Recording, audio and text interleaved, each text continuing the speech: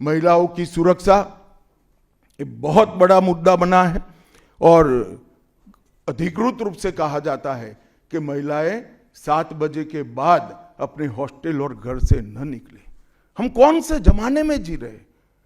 मुगल काल में जी रहे हैं क्या? ममता जी, ये आजाद भारत, यहां माताओं बहनों को पूरा दिन जब इनकी मर्जी हो, जब इनको काम हो, घर के बाहर निकलने की सुरक्षा प्रदान करना ये हमारा संवैधानिक दायित्व है, जो देने में आपकी सरकार विफल गई है।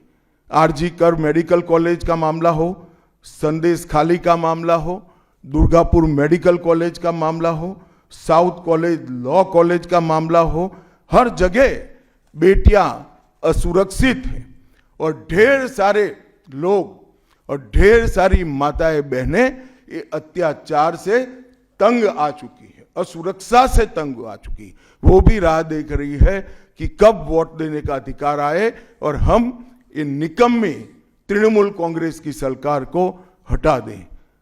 बंगाल एक जमाने में सब बात में सबसे पहले था। सबसे पहला मोटर कारखाना पश्चिम बंगाल में लगा, सबसे पहला पावर प्लांट 1887 में बंगाल में लगा, सबसे पहली कोयलरी बंगाल में आई, सबसे पहला स्टील प्लांट बंगाल में लगा, देश की सबसे पहली हाई राइज बिल्डिंग बंगाल में बनी, देश की सबसे पहली जूट मिल बंगाल में बनी, देश की पहली मेट्रो ट्रेन बंगाल में आई, एक ही शहर में 2 पोर्ट एक ही जगह है बंगाल में है, और देश की सबसे पहली आधुनिक यूनिवर्सिटी कलकत्ता यूनिवर्सिटी भी बंगाल में बनी, और विश्व प्रसिद्ध विश्व भारती यूनिवर्सिटी भी, जिसने भारतीय शिक्षा के कंसेप्ट को जमीन पर उतारा, वो भी बंगाल में बनी।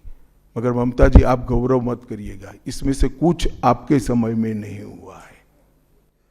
ये जो करने वाले थे उनके पूरे रिदम को, इनकी लय को, बंगाल की विकास की गति को तोड़ने का आप काम करें।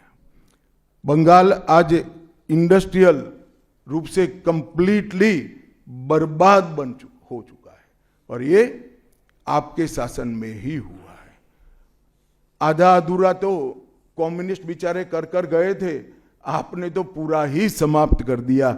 सिंडिकेट राज, तालेबाजी, शत्रुतापूर्ण माहौल, इसके कारण 2011 से 25 के बीच में 7000 से ज्यादा कंपनियां बंगाल छोड़कर बंगाल के बाहर चली गई।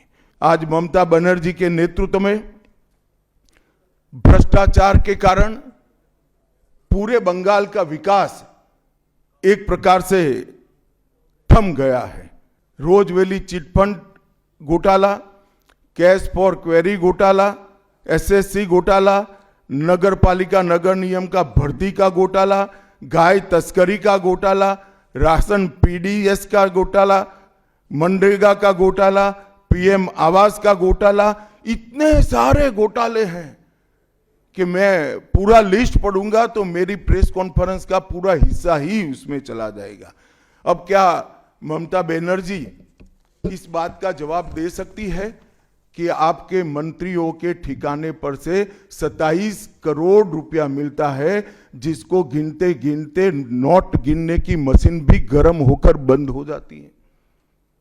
बंगाल जैसे गरीब राज्य के अंदर 27 करोड़, 20 करोड़, 15 करोड़ ये राशि मिल रही है, आपकी कोई अकाउंटेबिलिटी नहीं है। पार्थो चैटर्जी जेल में जाते हैं, ज्योति प्रिय मलिक जेल में जाते हैं, अनुव्रत मंडल जेल में जाते हैं, जीवन कृष्ण शाह जेल में जाते हैं, माणिक भट्टाचार्य जेल में जाते हैं, चंद्रनाथ सिन्हा जेल में जाते हैं, कुणाल घोष 3 साल जेल में रहकर आते हैं, और आप कहती है कि भ्रष्टाचार नहीं हो गया, हो रहा है। आप आंख मूंद लिए ही हो भ्रष्टाचार के लिए, मगर बंगाल की जनता अपनी आंख बंद कर कर नहीं बैठी है। गरीब बंगाल की जनता के अधिकार का पैसा आपकी कैडर की भेंट चढ़ रहा है, आपको इसको जवाब देना पड़ेगा। हिंसा और प्रतिशोध की राजनीति, पूरा देश ऐसी आशा करता था कि यहां से कम्युनिस्ट जाने के बाद हिंसा और प्रतिशोध की राजनीति समाप्त हो जाएगी, मगर हुआ उल्टा। इन्होंने तो कम्युनिस्टों को भी अच्छा कहला दिया। मित्रों, अब तक 300 से अधिक भारतीय जनता पार्टी के कार्यकर्ता मारे गए हैं। 21 के चुनाव के बाद लगभग 3000 कार्यकर्ता विस्थापित बनकर आज भी अपने गांव में नहीं लौटे हैं। उनको दबाव बनाया जाता है कि आप तृणमूल का झंडा उठाओ तभी गांवों को रहने देंगे। क्या यह स्वस्थ लोकतंत्र की निशानी है? कोई व्यक्ति अपने किसी राजनीतिक दल में काम करना है, वो स्वतंत्र रूप से तय नहीं कर पाएगा? वो ममता जी मुख्यमंत्री की चैम्बर से तय करेगी क्या? ममता जी, जितना भी प्रताड़ना करना हो करो, बंगाल की जनता अब तय कर कर बैठी है। इन्होंने भाजपा के कार्यकर्ताओं को हर तरह से प्रताड़ित किया, यहां तक कि महिलाओं पर बलात्कार भी किए गए। मैं अपना रिपोर्ट नहीं दे रहा हूं, नेशनल ह्यूमन राइट कमीशन का रिपोर्ट है, इसका भी जवाब ममता जी को देना पड़ेगा। ममता जी ने सारी संवैधानिक औचित्य को समाप्त कर दिया। केंद्र सरकार की योजनाएं लागू करने में उनको अपनी वोट बैंक गंवाने का डर है। पीएम किसान देरी से लागू किया, बंगाल के किसानों का 10,000 करोड़ रुपया चला गया। आयुष्मान भारत आज तक लागू नहीं किया, और बहुत आयुष्मान भारत से बहुत एक प्रकार से कमियां वाली स्वास्थ्य साथी की स्कीम लागू की है। मुझे बताइए, कोई बंगाल का नागरिक भारत में कहीं जाता है और बीमार पड़ गया, स्वास्थ्य साथी स्कीम उसको बाहर के अस्पताल में इलाज करवा पाएगी क्या? नहीं करवा पाएगी। क्या गुनाह किया है बंगाल के गरीबों ने? देश भर के गरीबों को 5 लाख तक की पूरे स्वास्थ्य की गारंटी मिल रही है। अरे कई राज्यों ने किया कि केंद्र 5 लाख दे रहा है, उन्होंने और 5 लाख जोड़ दिए।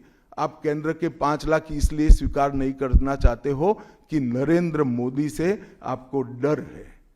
डर तो ठीक ही है, क्योंकि मोदी जी की लोकप्रियता बंगाल में दिन प्रतिदिन बढ़ती है, मगर इसके कारण गरीबों का आप नुकसान कर रही हो। वो बंगाल के गरीब जरूर। एबीपी आनंद एगिए थाके एगिए राखे।